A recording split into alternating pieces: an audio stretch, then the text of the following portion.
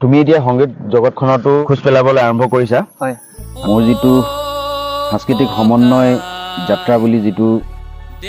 অনুষ্ঠান হয় তাৰে অংশস্বৰূপে মই আজি তোমাৰ ইয়াত উপস্থিত হলোহি এতিয়া মই জানিব বিচাৰিম তুমি এই জগতখনলৈ কেনেকৈ আহিলা কেনেকৈ অনুপ্ৰাণিত হ'লা এই জগতখনলৈ আহিবৰ বাবে পোনপ্ৰথমে আমাৰ ঘৰলৈ অহাৰ বাবে ৰহিন্দালৈ বহুত বহুত ধন্যবাদ জ্ঞাপন কৰিছোঁ আচলতে মই এই সংগীত জগতখন বা ইউটিউব জগতলৈ নতুনকৈ নামিছোঁ মই এজন ইউটিউবাৰ বুলিও নকওঁ বা এজন শিল্পী বুলিও নকওঁ মই নতুনকৈ মানে চেষ্টাহে কৰিছোঁ আৰু তেনেকৈ এতিয়া মানে চেষ্টা কৰি আছোঁ আৰু ইতিমধ্যে তোমাৰ চেনেলটো মনিটাইজ হৈ গ'ল ভাবিছিলানে তুমি খুব কম দিনৰ সময়তে তোমাৰ চেনেলটো মনিটাইজ হ'ব মানুহে ৰাইজে আদৰি ল'ব তেনেকুৱা এটা কিবা আশা কৰি তুমি আগবাঢ়িছিলা নে কেনেকৈ তুমি আগবাঢ়িলা মই আচলতে ইউটিউবৰ বিষয়লৈ একেবাৰে নাজানিছিলোঁ আৰু যে ইউটিউবৰ পৰা কিবা এটা ইনকাম হ'ব বা হ'ব এইটো ভবা নাছিলোঁ ক'ৰবাত যদি মই ফুৰিবলৈ যাওঁ সেই ক্লিপবিলাক সাঁচি ৰাখিবৰ কাৰণে মই ভিডিঅ'সমূহ দি গৈছিলোঁ আৰু তেনেকৈ ভাল লগাৰ ক্ষেত্ৰত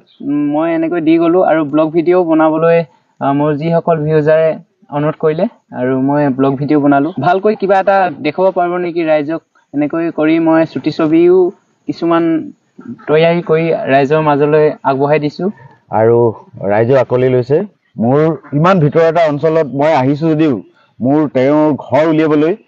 কোনো অসুবিধা নহ'ল ৰাস্তাত যাকে সোধো মানে সকলোৱে এওঁক এই অঞ্চলৰ মানুহে চিনি পোৱা হৈছে তেওঁৰ গঠনমূলক কামৰ বাবে সকলোৱে শলাগো লৈছে কৃষ্ণ শদিয়ানো কোন আপোনালোকে বহুতে নাজানে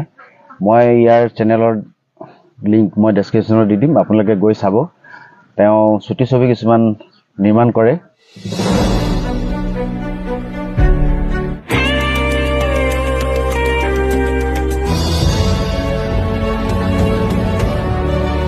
কি ক'ম মাজনী আমাৰ দৰে দুখীয়াবিলাকে দিন হাজিৰা কৰিলেও পইচা পাতি পাবলৈ বহুত অসুবিধা হৈছে মাজনী কি ক'ম আজি মালিকৰ ঘৰত পইচা খুজিছিলোঁ একো এটা নাপালোঁ মাজনী আৰু খুব মৰম চেনেহ দিছে আপোনাৰ এই চেনেলটোৰ জৰিয়তে সকলো ভিউজাৰলৈ ধন্যবাদ জ্ঞাপন কৰিছোঁ মোক যে ইমানখিনি ছাপোৰ্ট কৰি গৈছে তাৰ বাবে বহুত বহুত ধন্যবাদ দিছোঁ